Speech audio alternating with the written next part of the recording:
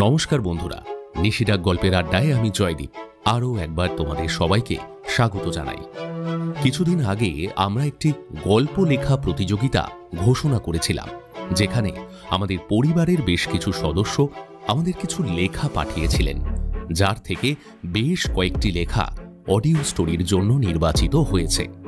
আজকে চলে এসেছি সেরকমই একটি টান টান উত্তেজনায় ভরপুর ডিটেকটিভ গল্প নিয়ে, লেখিকা শুভশ্রী মৈত্রর কলমে কীটের কবলে। আজকের গল্পটি ভালো লাগলে আর আমাদের পরিবেশনা যদি তোমাদের মনোপুত হয়, তাহলে কিন্তু চ্যানেলটি অবশ্যই সাবস্ক্রাইব করে দিতে হবে আর বন্ধুদের সঙ্গে শেয়ার করতে হবে। তোমরাও যদি তোমাদের লেখা পাঠাতে চাও, তাহলে ডেসক্রিপশন বক্সে দেওয়া মেল আইডিতে পাঠাতে পারো। তো চলো আর দেরি না করে শুরু করা যাক আজকের গল্পের আড্ডা, লেখিকা শুভশ্রী মৈত্রর কলমে কীটের কবলে।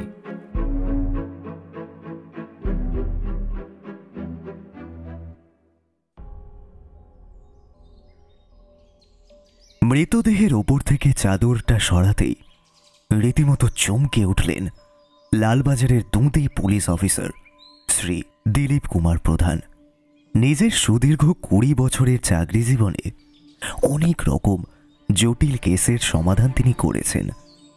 মানুষের মৃতদেহ দেখা এখন তার কাছে রীতিমতো নিত্য নৈমিত্তিক ব্যাপার, কিন্তু আজ তিনিও যেন বিস্ময়ের চরম সীমায় পৌঁছে গেছেন। একবার ঘাড় ঘুরিয়ে তিনি জিজ্ঞাসা করলেন, ব্যাপারটা কি হয়েছিল আমাকে শুরু থেকে বলতো ময়ূর। ময়ূর ওরফে ময়ূর কুমার জানা দিলীপবাবুর ডিপার্টমেন্টে একজন জুনিয়র অফিসার। সবে 6 মাস হলো সে পুলিশের চাকরিতে ঢুকেছে। বলাই বাহুল্য, এখনো পর্যন্ত সে অপরাধ জগতের বিভৎসতার সাথে তেমনভাবে পরিচিত হয়নি। ময়ূরের কাছ থেকে কোনো উত্তর না পেয়ে দিলীপবাবু পেছনে ঘুরে তার দিকে তাকালেন। ময়ূরের মুখটা কোনো এক অজানা আতঙ্কে কাগজের মতো সাদা হয়ে গেছে। ময়ূর, ময়ূর।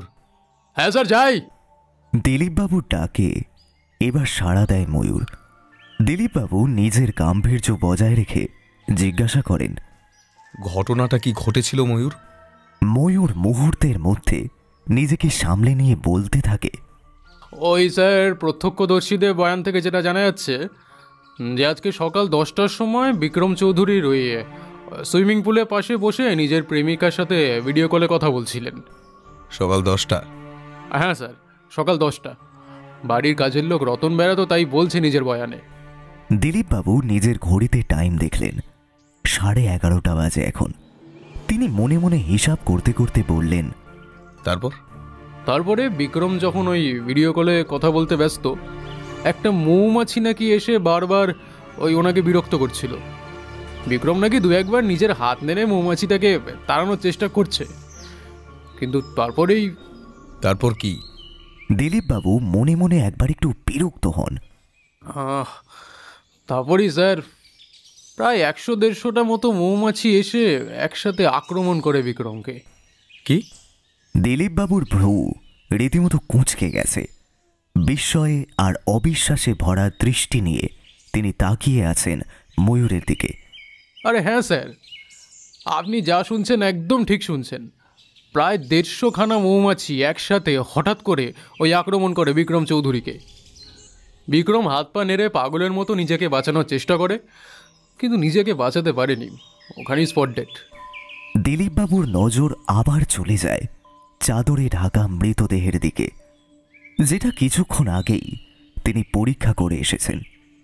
মৃতদেহটি এর মধ্যে তীব্র বিষক্রিয়ায় অসম্ভব ফুলে গেছে।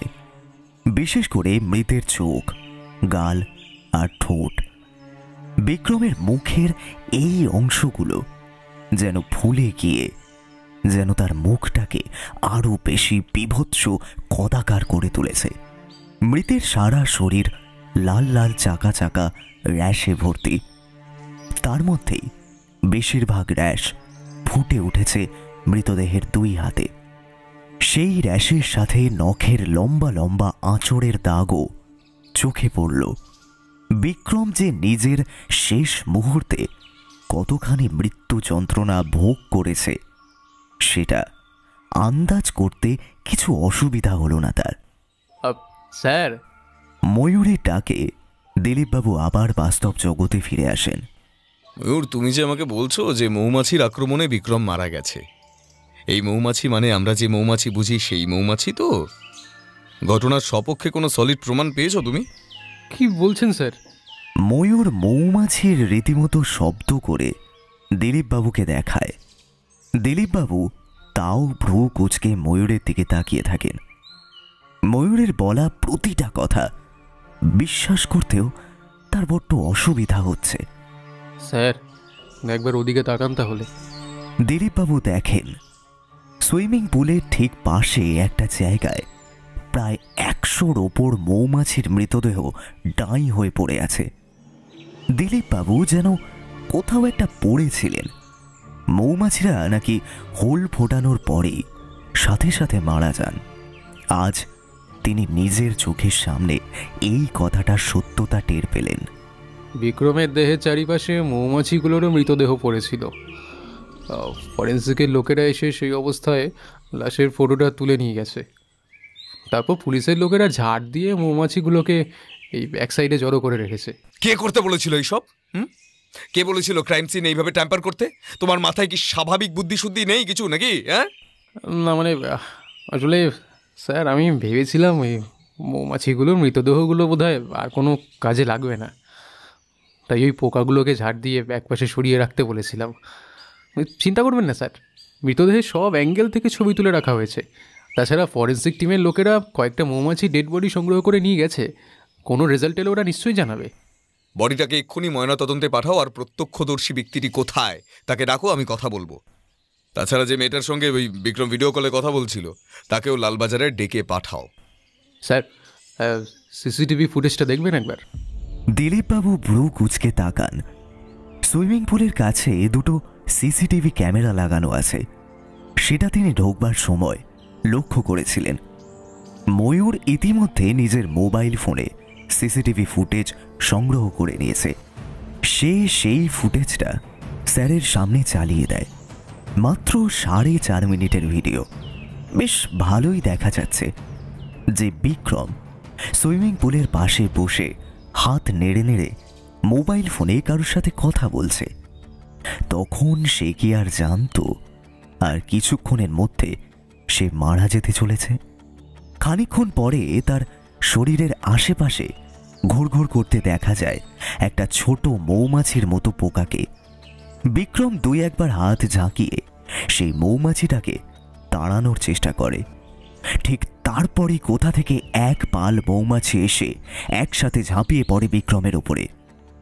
ঘটনার আকস্মিকতায় তার হাত থেকে মোবাইলটা নিচে পড়ে যায়। সে প্রাণপণে নিজের 2 হাত পা ছুঁড়ে মৌমাছিদের হাত থেকে নিজেকে রক্ষা করার চেষ্টা করে, কিন্তু কিছুক্ষণের মধ্যেই তার শরীর প্রবলভাবে কাঁপতে কাঁপতে একদম স্থির হয়ে যায়। দিলীপবাবু নিজের 2 চোখ বন্ধ করে ফেলেন। বড় বিভৎস সেই দৃশ্য। বলছি স্যার, রতনকে কি এখানে নিয়ে আসবো? নিয়ে এসো। তাছাড়া ময়ূর, গত 1 মাসের এই বাড়ি আর বাড়ি সংলগ্ন যত সিসিটিভি ফুটেজ আছে সব তুমি কালেক্ট করো। নিজের লোকেদের কাজে লাগিয়ে ফুটেজগুলো ভালোভাবে দেখো।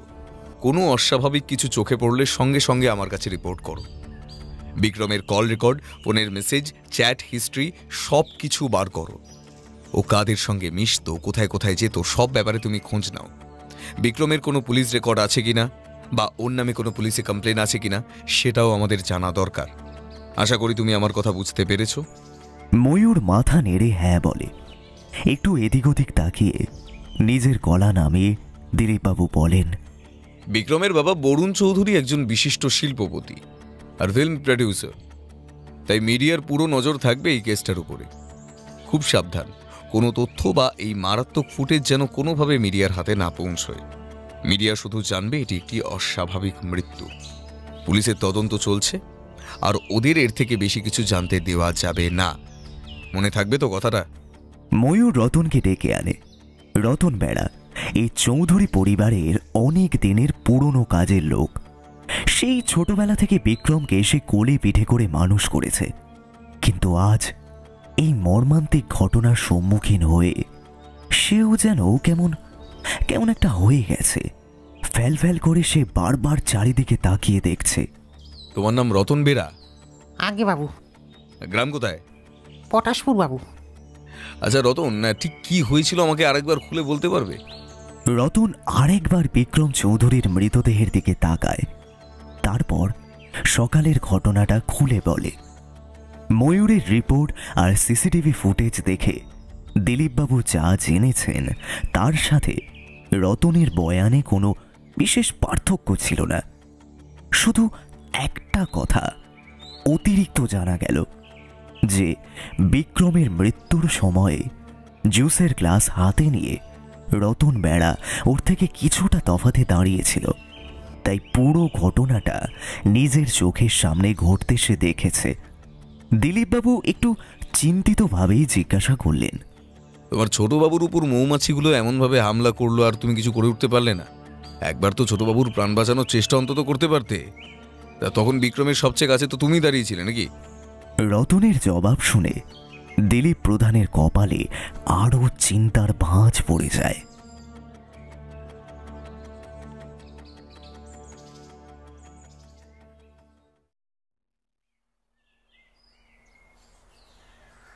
পুলিশ কমিশনার সুব্রত ঠাকুরকে সমস্ত কেস স্ট্যাটাস জানিয়ে দিলীপ কুমার প্রধান সোজা এসে হাজির হলেন কলকাতা মেডিকেল কলেজের ফরেন্সিক ডিপার্টমেন্টে। বিক্রম চৌধুরীর ময়না তদন্ত এখানেই হয়েছে আজ। করেছেন প্রখ্যাত তথা ফরেন্সিক বিশেষজ্ঞ ও দিলীপ বাবুর প্রাণের বন্ধু শ্রী সত্যজিৎ অধিকারী। দিলীপ আর সত্যজিৎ একই স্কুলে পড়াশোনা করেছেন।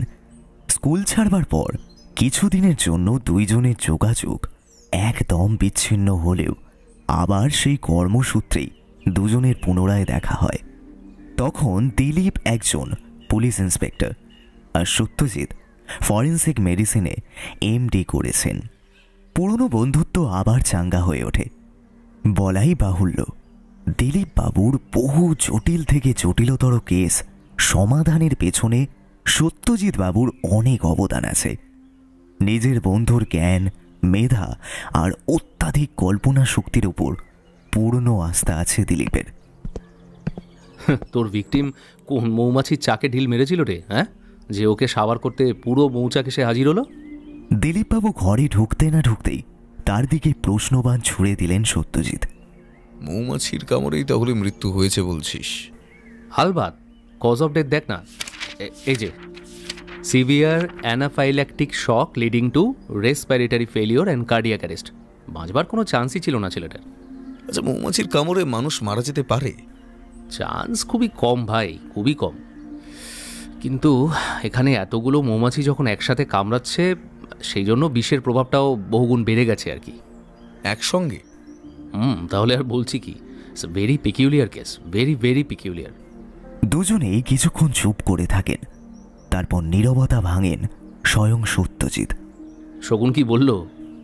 বর্তমান পুলিশ কমিশনার সুব্রত ঠাকুরকে একদম দুই চোখে দেখতে পারে না সত্যজিৎ।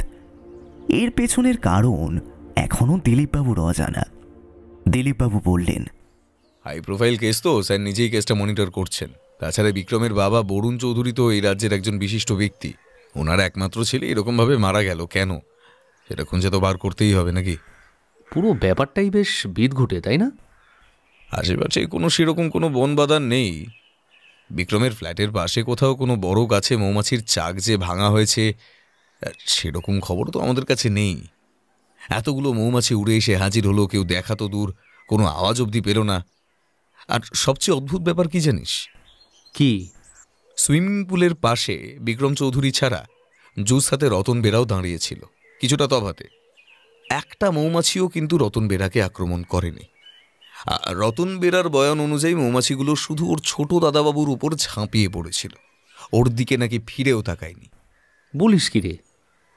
কেউ মৌমাছিগুলোকে ট্রেনিং দিয়ে পাঠিয়েছিল নাকি, হ্যাঁ, বিক্রম চৌধুরীকে মার্ডার করবার জন্য? দিলীপ কিছু না বলে সত্যজিতের দিকে তাকিয়ে থাকেন। আমার দিকে তাকিয়ে আছিস কেন? তুই কিছু বার করতে পারলি?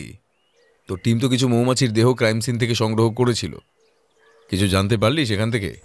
সত্যজিৎবাবু অন্যমনস্কভাবে নিজের চিবুকে হাত বোলাতে থাকেন। দেখ, মৃত্যুর কারণ তো তোকে আগেই বলেছি, শক থেকে কার্ডিয়াক অ্যারেস্ট। মৃতের শরীর স্বাস্থ্য বেশ ভালোই ছিল, মানে অন্তত মরার কোনো কারণ ছিল না। আমি নিজের কৌতূহলবশে কয়েকটা মৌমাছির দেহ কেটে ভালোভাবে পরীক্ষা করেছি। সেই রকম অস্বাভাবিক ব্যাপার তো কিছু চোখে পড়েনি। আমি কয়েকটা ছবি তুলে আমার একজন এন্টোমোলজিস্ট বন্ধুকে পাঠিয়েছি। ওর চোখে যদি কোনো অস্বাভাবিকত্ব নজরে পড়ে আর কি। এন্টোমোলজিস্ট? হ্যাঁ, এন্টোমোলজিস্ট, বা পাতি বাংলায় যাকে বলে কীটতত্ত্ববিদ, বুঝেছিস? পোকামাকড় এইসব নিয়ে পড়াশুনো করে আর কি। দেখি কি রিপোর্ট দেয়। দিলীপবাবু উঠে পড়েন। এই কেসটাকে কি অপঘাতে মৃত্যু বলে ক্লোজ করে দিবি শেষ পর্যন্ত? সেটা এখনই কিছু বলতে পারছি না রে। সবকিছুই যেন মাথার উপর দিয়ে চলে যাচ্ছে, কোনো কিছুই বুঝতে পারছি না আসলে।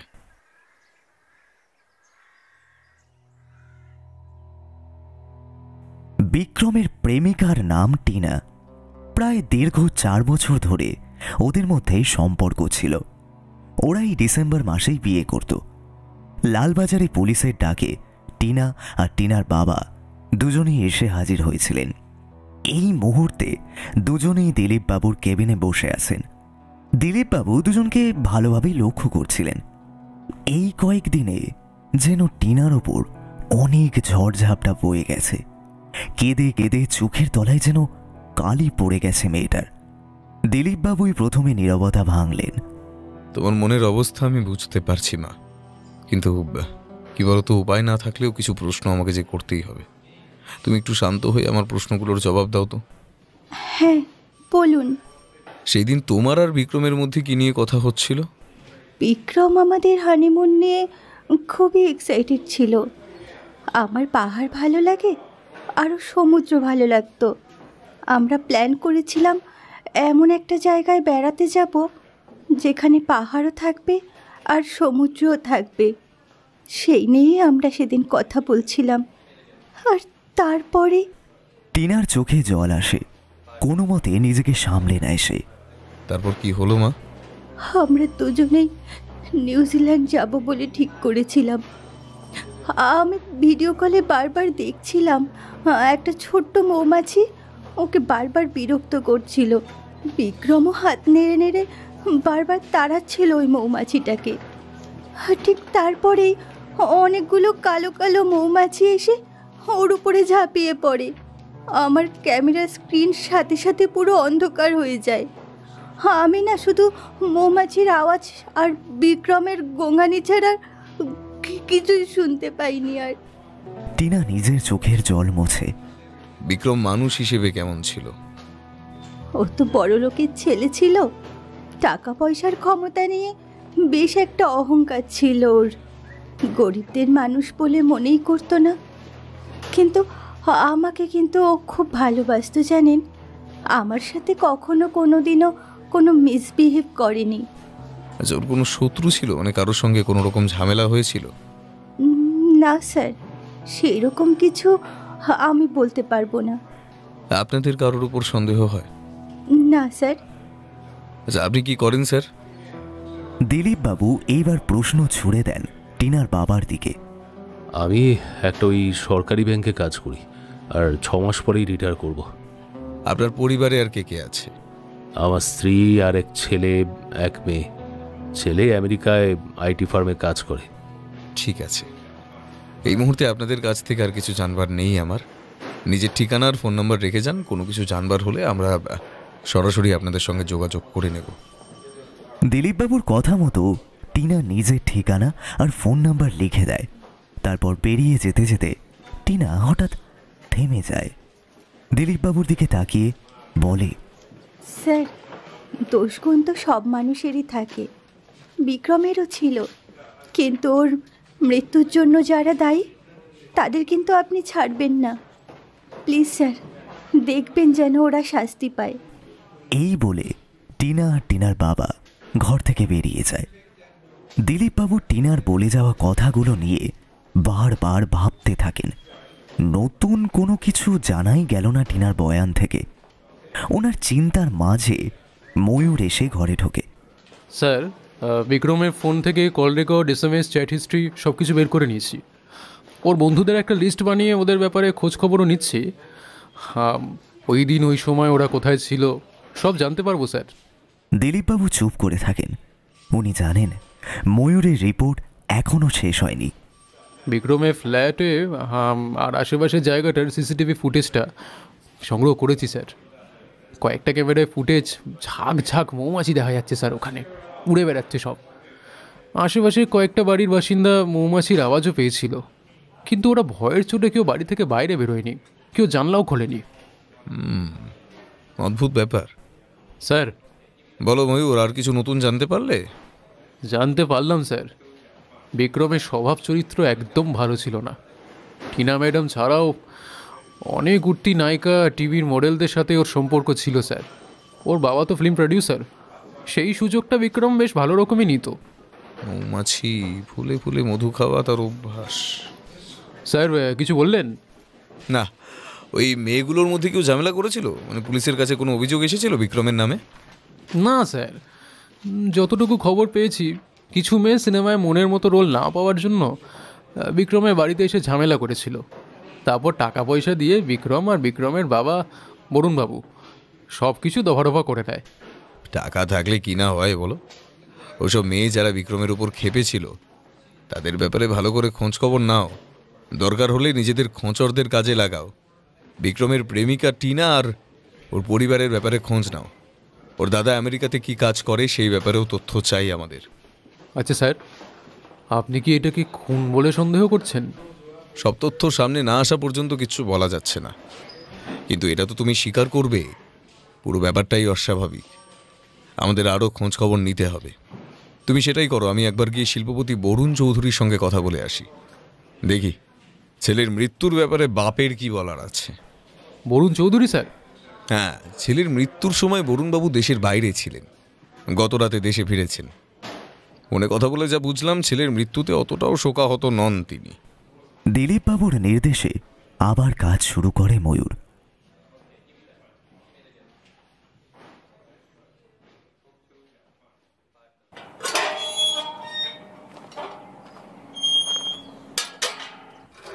বরুণবাবুর ফ্ল্যাট বিক্রমের ফ্ল্যাটের থেকে অনেক বড় আর অনেক বেশি বিলাসবহুল। দিলীপবাবু ওখানে পৌঁছাতেই একটা ইউনিফর্ম পরা লোক ওনাকে নিয়ে গিয়ে বসার ঘরে বসালো। কিছুক্ষণের মধ্যে বরুণ চৌধুরী এসে হাজির হলেন। ওনাকে এর আগে বহুবার টিভির পর্দায় দেখেছেন দিলীপ, কিন্তু মুখোমুখি এই প্রথম। সোফায় বসতে বসতে দিলীপবাবুর উদ্দেশ্যে প্রশ্নটা ছুঁড়ে দিলেন তিনি। আমার ছেলে কি খুন হয়েছে? এই মুহূর্তে সেটা বলা যাচ্ছে না স্যার, তবে এটা ঠিক ওনার মৃত্যুটা ঠিক স্বাভাবিক নয়। রতন আমাকে বলেছে মৌমাছির আক্রমণে আমার ছেলে মারা গেছে। এটা কি করে সম্ভব হতে পারে? এটা যে একেবারেই অবিশ্বাস্য, আনবিলিভেবল। আপনার কাউকে সন্দেহ হয়? মানে আপনার কোনো বিজনেস পার্টনার বা অন্য কেউ? আমার শত্রুদের মধ্যে কেউ এইভাবে আমার ছেলেকে হত্যা করবে সেটা আমি মানতে পারছি না। ওরা বিকিকে কিডন্যাপ করে আমার ওপরে চাপ সৃষ্টি করত, প্রাণে মারতে হলে গুলি করত, বিষ খাওয়াতো, কিন্তু মৌমাছি ব্যবহার করে খুন, এটা মোটেই সম্ভব নয়। আপনার ছেলের সেই রকম কোনো শত্রু ছিল? মানে ওর বন্ধু বান্ধবের মধ্যে এই কাজ কি কেউ করতে পারে বলে আপনার মনে হয়? বরুণ ঘাড় নাড়েন। না, আমার তো কারুর কথাই মনে আসছে না। বিক্রম এমনিতেই খুব ক্লাস সেন্সিটিভ ছিল, নিজের ক্লাসের লোকেদের ছাড়াও বন্ধুত্বও করতো না। আমি খুবই অবাক হয়েছিলাম যখন ও টিনাকে বিয়ে করতে রাজি হয়ে যায়। টিনার অবস্থা তো আর আমাদের মতন নয়, কি আর করা যাবে, যার যাকে ভালো লাগে।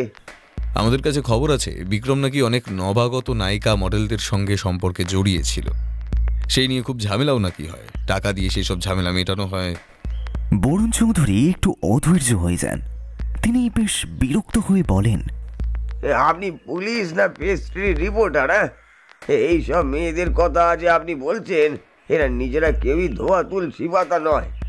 এমন তো নয় আমার ছেলে ওদের সাথে জোর জবরদস্তি করেছে। ওরা স্বেচ্ছায় আমার ছেলের কাছে এসে ধরা দিয়েছে। এর মানে এই নয় ওরা ফিল্মে রোল পেয়ে যাবে। আর যা ঝামেলা হয়েছিল সেটা টাকা দিয়ে মিটমাটও হয়ে গেছে, তাই ওই সব নিয়ে এখন আর কাটা ছেঁড়া করার কোনো প্রশ্নই ওঠে না। দিলীপবাবু আর বসেন না।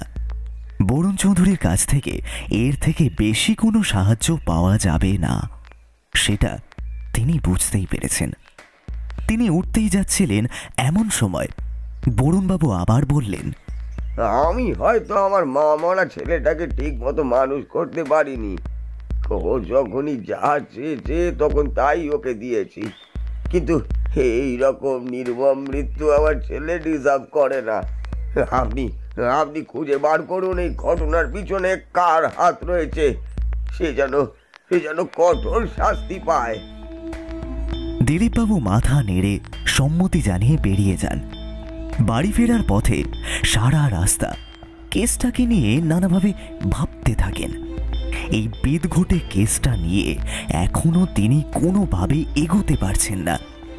ময়ূর খোঁজখবর চালিয়ে যাচ্ছে বটে, টিনার বাবা আর দাদার ব্যাপারে সন্দেহজনক কিছু পাওয়া যায়নি। এখন বিক্রম যে সব মেয়েদের সাথে প্রতারণা করেছিল তাদের একটা লিস্ট বানিয়ে জিজ্ঞাসাবাদ শুরু করতে হবে। কিন্তু দিলীপবাবুর অভিজ্ঞ পুলিশ মন বলছে এই সবে কোনো লাভ হবে না, এর পেছনে অন্য খেলা আছে।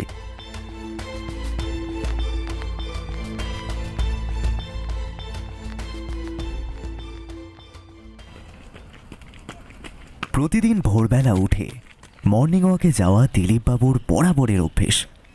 নিজের বাড়ির সামনে যে পার্কটা আছে সেখানে 1 ঘন্টা তিনি হাঁটেন, তারপর কিছুক্ষণ ফ্রি হ্যান্ড এক্সারসাইজ। আজও সেই রুটিনে কোনো ব্যতিক্রম হলো না। কিন্তু আজ মর্নিং ওয়াকে গিয়েও বিক্রমের মৃত্যু রহস্য নিয়ে মনে মনে চিন্তা করে যাচ্ছিলেন। তিনি নিশ্চিত এটা একটা মার্ডার, কিন্তু খুনি 100-150 জন মৌমাছিকে ট্রেনিং দিয়ে খুন করিয়েছে। এইটা কোর্টে প্রমাণ করতে কলকাতা পুলিশ রীতিমতো হিমশিম খাবে। আর মিডিয়ার কথা তো ছেড়েই দাও, ওরা তো রীতিমতো খিল্লি করতে শুরু করবে কলকাতা পুলিশকে নিয়ে। সোশ্যাল মিডিয়ায় ছড়িয়ে যাবে কলকাতা পুলিশ নিয়ে নানা মেম। এখন কি যে করবেন তিনি। গতকাল অনেক রাতে সত্যজিৎ ফোন করেছিল। ওনার পোকা বিশেষজ্ঞ বন্ধু মৌমাছিগুলোর ব্যাপারে নতুন কোনো তথ্য দিতে পারেনি। এইগুলো অতি সাধারণ বুনো মৌমাছি, বনে জঙ্গলে একটু খুঁজলেই পাওয়া যায় এদের। তবে এরা বন জঙ্গল ছেড়ে কিভাবে এই শহরের এমন পশ এলাকায় খুন করতে চলে এলো, বিশেষজ্ঞ বন্ধুটির কাছে সেই প্রশ্নের জবাবও নেই। তাছাড়া কলকাতা বা কলকাতার শহরতলিতে সেই বন জঙ্গল এখন কোথায়? সব গাছগাছলা কেটে জলা জমি বুঝিয়ে যেখানে সেখানে ফ্ল্যাট তৈরি হচ্ছে। যে খুনি তাহলে কি বুনো মৌমাছি পুষে নাকি? কারণ নজরে পড়ে না। মানুষ মারতে সে ট্রেনিংই বা দিল কি করে? এইরকম 7-5 ভাবতে ভাবতে তিনি বাড়ি চলে আসেন।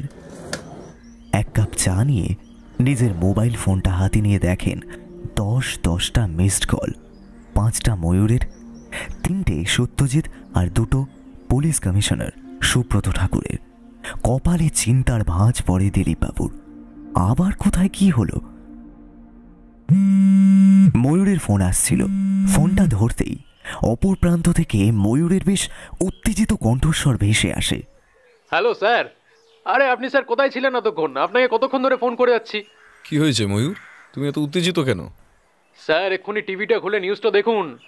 ময়ূরের কথা মতো টিভিতে নিউজ চ্যানেল বার করেন দিলীপবাবু। নিউজ চ্যানেলের নিচে বড় বড় অক্ষরে লেখা আছে, কীটের কবলে যুবক। ময়ূর তুমি ফোন রাখো, আমি পরে তোমায় ফোন করছি। কলকাতার বুকে ঘটে গেল একটি অদ্ভুত দুর্ঘটনা। বিখ্যাত আইনজীবী ও লেখক সুনীল ঘোষ দস্তিদারের একমাত্র ছেলে পলাশ প্রতিদিনের মতন দক্ষিণ কলকাতার একটি নামী জিমে এসেছিলেন। সেখানেই তার উপরে হামলা করে প্রায় 100-র ওপরেও বোলতা বাহিনী। ঠিকই শুনছেন, ঠিক 100টার ওপরে বলতা বাহিনী তার ওপরে হামলা করে। আমরা যা খবর পাচ্ছি, এই মুহূর্তে ওনাকে চিকিৎসার জন্য কাছাকাছি একটি নার্সিং হোমে নিয়ে যাওয়া হয়েছে। আমাদের প্রতিনিধি সরোজ রয়েছে সেইখানে। সরোজ, সরোজ, তুমি কি শুনতে পাচ্ছ আমার কথা? ঠিক এই মুহূর্তে কি দেখতে পাচ্ছ? যদি আমাদের দিলীপ বাবু আর দেরি করেন না, সঙ্গে সঙ্গে ফোন করে ময়ূরকে। আচ্ছা ময়ূর, তুমি কিছু পুলিশ অফিসার নিয়ে এক্ষুনি ওই জিমে চলে যাও, ঠিক আছে? ক্রাইম সিন একদম সিল করে দাও। যারা আছে ওখানে, জিম মেম্বার, ট্রেনার, মালিক, যতক্ষণ না আমি আসছি কাউকে ছাড়বে না। আমি সবার সঙ্গে কথা বলবো। জিমে সিসিটিভি ফুটেজ জোগাড় করো। আর স্যার, মিডিয়াকে এক্ষুনি কিছু জানতে দেওয়া যাবে না। ওরা তোমাকে হাজার প্রশ্ন করে পাগল করে দিলেও কোনো কথা তুমি বলবে না। আমি আসছি এক্ষুনি। ফোন রাখবার সঙ্গে সঙ্গেই কমিশনার সুব্রত ঠাকুরের ফোন ঢুকলো। Good morning sir. তোমার গুড মর্নিং এর নিকুচি করেছে, খবরটা দেখেছো? হ্যাঁ স্যার, এইমাত্র দেখলাম। আরে কিছু একটা করো দিলীপ, কিছু একটা করো, নইলে মিডিয়া আমাদের নিয়ে তুলোধনা করবে। বিক্রম মরে গেল, পলাশ মরে গেল, এবার তবে কার প্রাণ নেবে এই পোকাগুলো? দিলীপ বাবু চুপ করে থাকেন। কাউকে একটা সন্ধ্যার মধ্যে গ্রেপ্তার করো, যে কোনো কাউকে। পুলিশকে কিছু কাজ দেখাতেই হবে, নইলে জনতা আমাদের ছেড়ে কথা বলবে না। অর্থলেস সবকটা। সুব্রত ঠাকুরের ফোনটা কেটে দেয়। দিলীপের ভ্রু কুঁচকে থাকে কিছুক্ষণ, তারপরেই ফোন করেন প্রাণের বন্ধু সত্যজিৎকে। কিরে? এইবারে মৌমাছির জায়গায় বলতা। নিউজ পেয়ে গেছিস তাহলে? আচ্ছা, ফ্রি আছিস এখন? আছি ভাই। একটু ক্রাইম সিনে যাবি আমার সঙ্গে? 10 মিনিট দে, আমি রেডি হয়ে যাচ্ছি। গুড, আমি তোর বাড়ি থেকে পিক আপ করে নেব। দক্ষিণ কলকাতায় একটি বিখ্যাত লোকালিটিতে এই গ্রিক গড জিম। এই জিমের মালিক শ্রী সন্দীপ সিং কোনো এক সময় মিস্টার ইন্ডিয়া হয়েছিলেন। তারপর অনেকগুলো সিনেমা সিরিয়ালেও অভিনয় করেন। তারপর অভিনয় থেকে অবসর নিয়ে কলকাতা সহ অন্য অনেক মেট্রো শহরে নিজের গ্রিক গড নামের ফিটনেস সেন্টার খুলেছেন। এই জিমের সবচেয়ে বড় বিশেষত্ব যে এটি 24 ঘন্টা খোলা থাকে। বহু সেলিব্রিটি, অভিনেতা, অভিনেত্রী, খেলোয়াড় এই জিমে আসেন শরীরচর্চার জন্য। আজ এই জিমের সামনে একেবারে লোকে লোকারণ্য। মিডিয়ার লোকজন তো আছেই, তার সাথে সাধারণ লোকও এই অদ্ভুত কাণ্ড দেখতে আসর জমিয়েছে। দিলীপবাবুর গাড়ি থামতেই সমস্ত প্রেসের লোক ছুটে গেল তার দিকে। ভেসে আসতে লাগলো নানান রকমের প্রশ্ন। কোনো মতে ভিড় ঠেলে ময়ূর ওনাদের দুজনকে জিমের ভেতরে নিয়ে গেল। এত লোক হলো কি করে রে? শুধুমাত্র মিডিয়ার জন্য একটা অদ্ভুত ঘটনা পেয়েছে, সেটা ফুলিয়ে ফাঁপিয়ে নিজেদের চ্যানেলে টিআরপি বাড়াচ্ছে, মানুষকে আরো খেপিয়ে তুলছে। আরে স্যার, এদিকে অন্য একটা কেস ঘটে গেছে। কি কেস? জিমের মালিক সন্দীপ সিং সত্যি সত্যি মিস্টার ইন্ডিয়া হয়ে গেছে স্যার। মানে? হ্যাঁ স্যার, পলাশের ওপর অ্যাটাকটা হওয়ার পর তিনি অ্যাম্বুলেন্সের ব্যবস্থা করে দিয়েছিলেন, কিন্তু এখন ওনাকে আর খুঁজে পাওয়া যাচ্ছে না। মনে হচ্ছে বেটা পুলিশের ভয় কোথাও গিয়ে একটা লুকিয়েছে।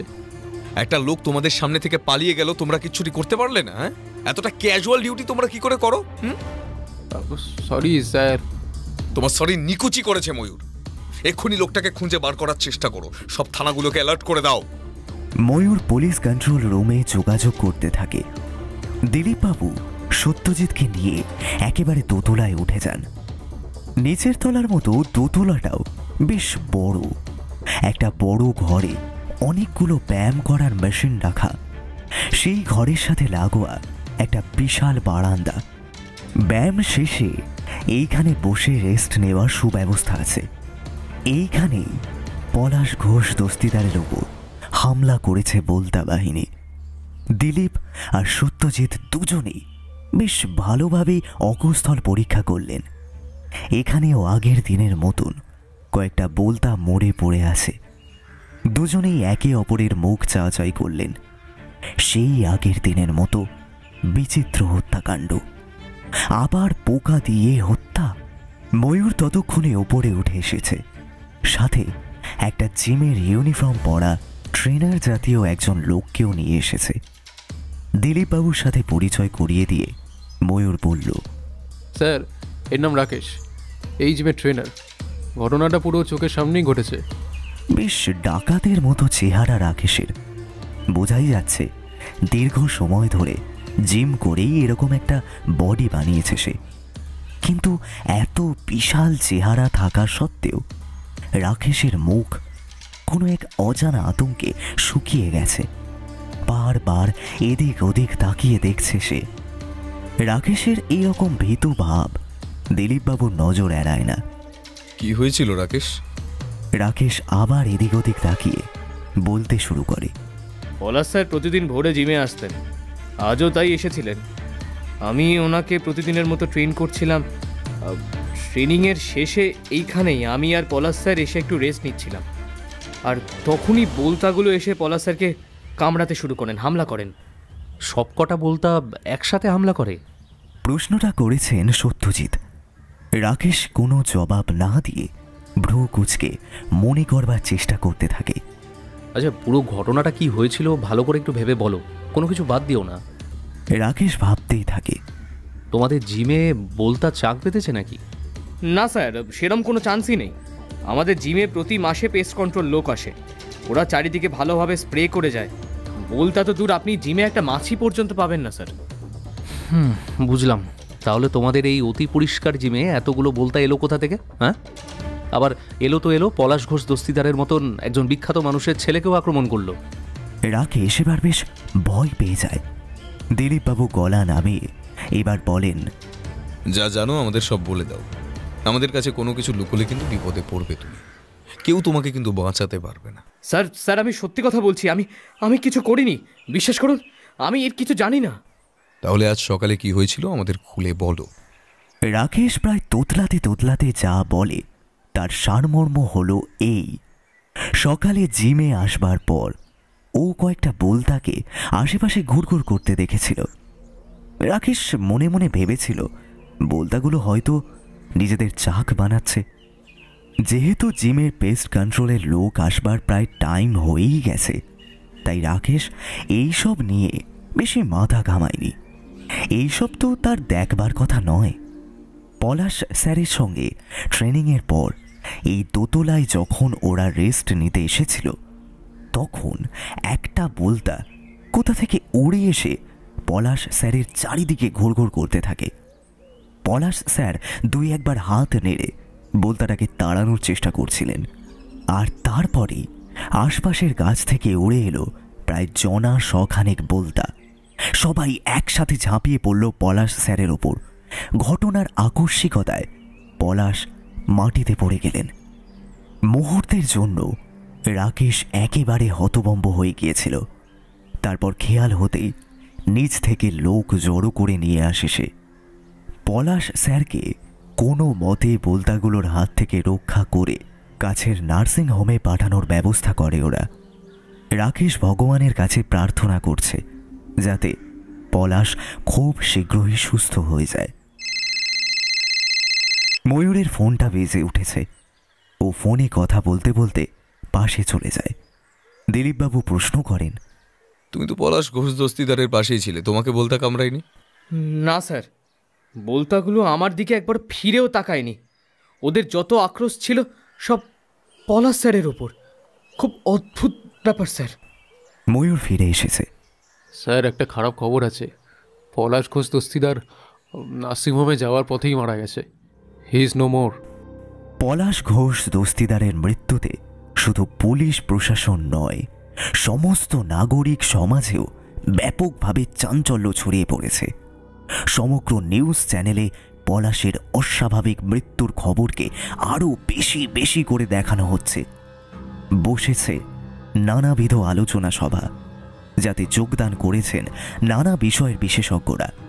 প্রাকৃতিক রোষ থেকে পুলিশের গাফিলতির মতো নানান তথ্য উঠে আসছে এই সভাগুলো থেকে। শেষে এক বিশিষ্ট ব্যক্তি তো বলেই ফেললেন, পলাশের মৃত্যুর পেছনেও রাজনৈতিক যোগ আছে। ভাগ্যিস বিক্রমের অস্বাভাবিক মৃত্যুর ব্যাপারটা এখনো প্রেসে লিক হয়নি, নইলে লোকজনকে আর সামলাতে পারতেন না দিলীপ কুমার প্রধান। বিরক্ত হয়ে টিভিটা বন্ধ করে দিলেন তিনি। কলকাতা পুলিশ ছাড়া বিশ্বশুদ্ধ লোক সব একেবারে সব কিছু জেনে গেছে, বুঝে গেছে। কলকাতা পুলিশ এখনো শুধু অন্ধকারে। পলাশের মৃত্যু সংবাদ একেবারেই অপ্রত্যাশিত ছিল। দিলীপবাবু মনে মনে আশা করেছিলেন ছেলেরা সঠিক সময়ে ট্রিটমেন্ট পেলে হয়তো বেঁচে যাবে, কিন্তু বাস্তবে তা হলো না। পলাশের মৃত্যু সংবাদ পেয়ে রাকেশও প্রচণ্ড ব্যথিত হয়ে পড়েছিল। তখনই দিলীপবাবু সেই মারাত্মক প্রশ্নটি করেছিলেন, জিমের মালিক সন্দীপ সিং এর সঙ্গে পলাশ ঘোষ দস্তিদারের সম্পর্ক কেমন ছিল? হঠাৎ এই প্রশ্নে রাকেশ একটু ঘাবড়ে যায়। সে আবার তোতলাতে তোতলাতে বলে, কেমন আর হবে স্যার, ভালোই ছিল। তোমাকে আগেই বলেছি না রাকেশ, একটা কথাও মিথ্যে বলবে না, নইলে খুব বাজেভাবে ফাঁসবে তুমি। আবার জিজ্ঞেস করছি, সন্দীপ সিং এর সঙ্গে পলাশ ঘোষ দস্তিদারের সম্পর্ক কেমন ছিল? স্যার একদমই ভালো সম্পর্ক ছিল না স্যার। সন্দীপ স্যার তো একদিন পলাশ স্যারকে রীতিমতো হুমকি দিয়েছিলেন। কি নিয়ে ওদের দুজনের মধ্যে ঝামেলা হয়েছিল রাকেশ সেটা বলতে পারেনি। পুলিশ সন্দীপ সিং এর সন্ধানে চিরুনি তল্লাশি শুরু করেছে। সেদিন জিম থেকে সোজা পলাশ ঘোষ দস্তিদারের বাড়িতে হাজির হয়েছিলেন দিলীপ নিজে। সত্যজিৎ পলাশের মৃতদেহ নিয়ে সোজা চলে গিয়েছিলেন কলকাতা মেডিকেল কলেজে ময়না তদন্তের জন্য। যাওয়ার আগে দিলীপকে বলেছিলেন, বিক্রম আর পলাশের খুনের মোডাস অপারেন্ডি এক। যতই তোরা সন্দীপের খোঁজে চিরুনি তল্লাশি শুরু করিস, আমি শিওর পলাশের আর বিক্রমের খুনি কোনো একজন অন্য ব্যক্তি। ঘোষ দস্তিদারের বাড়িতে পুরো শোকের মাহল নেমে এসেছে। পলাশের মা কবিতা পুত্র শোকে বারবার অজ্ঞান হয়ে যাচ্ছেন। একজন নার্সকে রাখা হয়েছে ওনার দেখভাল করার জন্য। অন্যদিকে সোফার ওপর পাথরের মূর্তির মতো বসে আছেন পলাশের বাবা, বিখ্যাত আইনজীবী ও লেখক সুনীল ঘোষ দস্তিদার। দিলীপবাবু খুব শান্তভাবে সুনীল বাবুর কাছে গিয়ে নরম গলায় বললেন, আমার নাম দিলীপ কুমার প্রধান, আমি লালবাজার থেকে আসছি। মাফ করবেন না, এমন একটা দুঃসময় আপনাদের এইভাবে বিরক্ত করছি। প্লিজ আমার কয়েকটা প্রশ্নের জবাব দিন।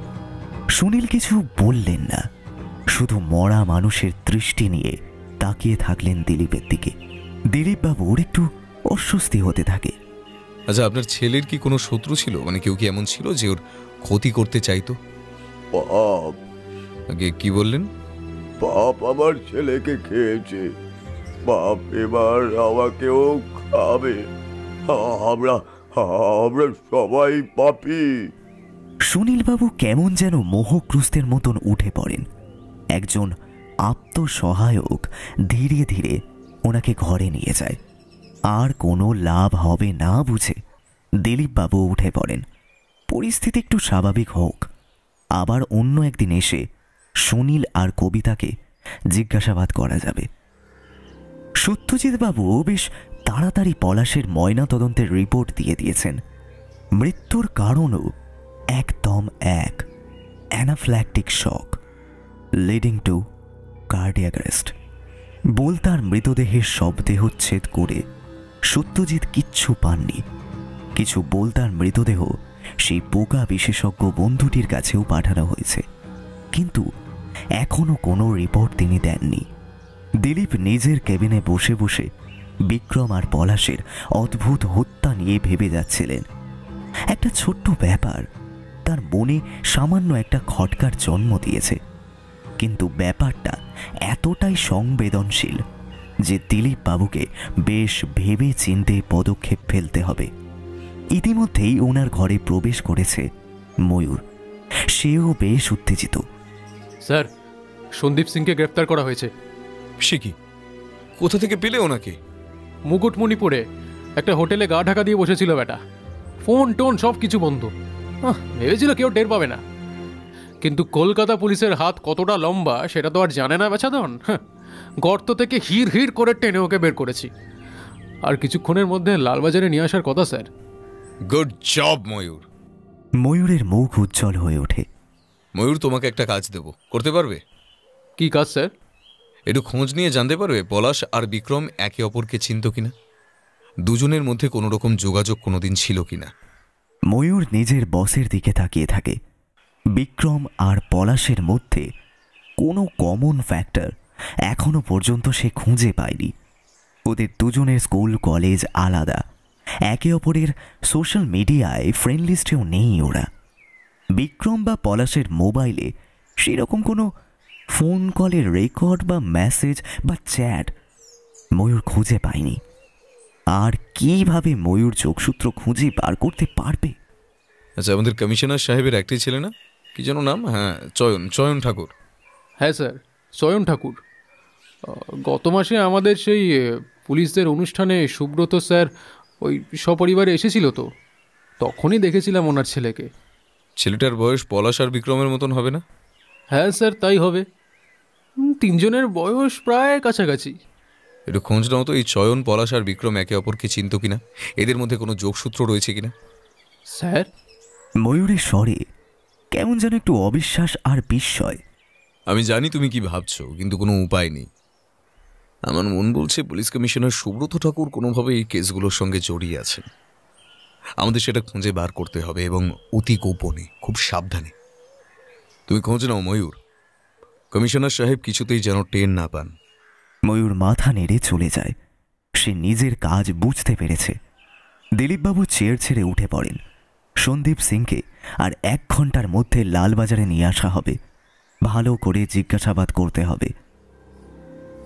সন্দীপ সিংয়ের বয়স আনুমানিক 50 বা 55 হবে, কিন্তু ব্যায়াম করে নিজের চেহারাটা এত সুন্দরভাবে ধরে রেখেছেন, দেখলে মনে হবে যেন সবে 40-এ পা দিয়েছেন। দিলীপবাবু ঘরে প্রবেশ করতেই সন্দীপ খুবই মেজাজের সাথে কথা বলে উঠলেন। আমাকে এইখানে এইভাবে ডেকে আনবার কারণটা কি? আপনি জানেন আমি কত ব্যস্ত? হ্যাঁ, আচ্ছা, আপনি সেদিন আপনার জিম থেকে ওইভাবে পালালেন কেন? তাও পলাশের ওই ইনসিডেন্টের পরে। কে বলেছে আমি পালিয়েছি? আমার কিছু দরকারি কাজ ছিল, তাই আমাকে ওখান থেকে চলে যেতে হয়েছিল। আপনি শুধু চলেই যাননি, রীতিমতো মুকুটমণিপুরের ওই হোটেলে গা ঢাকা দিয়েছিলেন। মাইন্ড ইউর ল্যাঙ্গুয়েজ অফিসার, আমি কোথাও পালিয়ে যাইনি, কাজে গিয়েছিলাম। পলাশের সঙ্গে ঝামেলা কেন হয়েছিল আপনার? সন্দীপ সিং এইবার একটু চাপে পড়ে যায়। তিনি একটু আমতা আমতা করে বলতে থাকেন, কই না তো, আমার সাথে পলাশের তো কোনো রকম ঝামেলা হয়নি। কে বললো আপনাকে যে পলাশের সাথে আমার ঝামেলা হয়েছে? আমার মাথার চুলটা না এমনি এমনি বাঁকেনি সন্দীপবাবু। আপনি যে ডাহা মিথ্যে কথা বলছেন তার সব প্রমাণ আমার কাছে আছে। তাই অযথা মিথ্যা কথা বলে নিজের বিপদ নিজে ডেকে আনবেন না। আমার হাতে কিন্তু সময় একদম নেই, তাড়াতাড়ি সব সত্যি কথা বলে ফেলুন।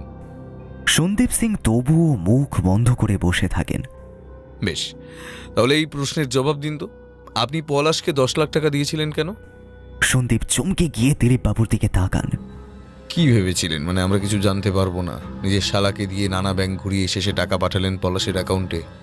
কেন, কিসের জন্য? বলে ফেলুন, চুপ করে থাকবেন না।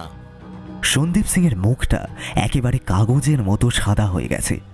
তিনি এখনো ইতস্তত করতে লাগলেন। পলাশ আপনাকে ব্ল্যাকমেল করছিল না? সন্দীপ 2 হাতে নিজের মুখ লুকিয়ে ফেলেন।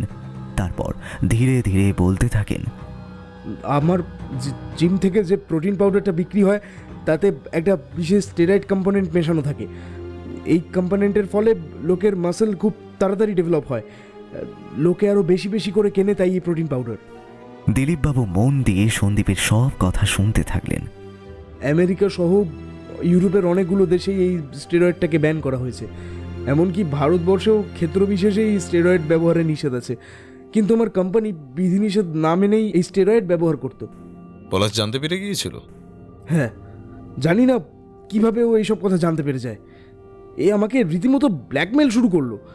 10 লাখ টাকাও দিলাম, কিন্তু ওর খিদে আরো বেড়ে গেল, আরো আরো আরো বেশি টাকা চাইলো।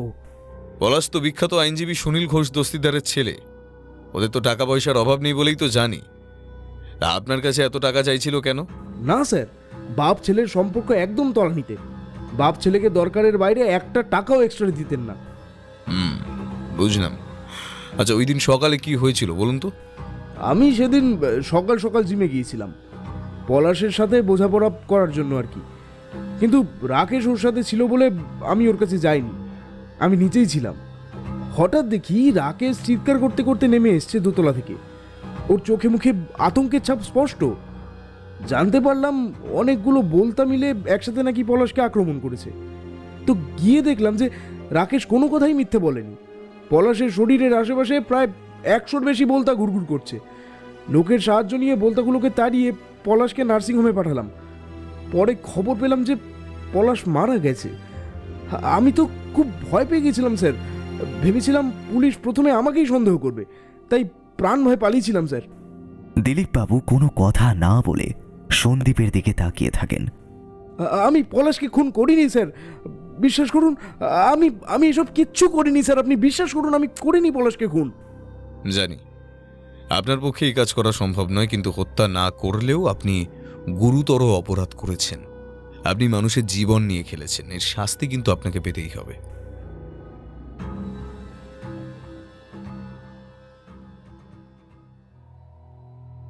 পলাশের মৃত্যুর পর 3 দিন কেটে গেছে। দিলীপবাবু তদন্তে কোনো নতুন লিড পাননি। ময়ূর নিজের মতো যোগসূত্র খুঁজে বের করবার চেষ্টা করে যাচ্ছে, কিন্তু এখনো কোনো ফল পায়নি সে। ইতিমধ্যে দিলীপবাবু 2 বার গিয়ে পলাশের মা বাবার সাথে দেখা করেছেন, কিন্তু কোনো লাভ হয়নি। ওনারা কোনোভাবেই পুলিশকে সাহায্য করতে পারেনি। আজ তাই রীতিমতো জোর করে সত্যজিতের পোকা বিশেষজ্ঞ বন্ধুটির সাথে দেখা করতে যাচ্ছেন দিলীপ। সাথে অবশ্য আছেন সত্যজিৎ।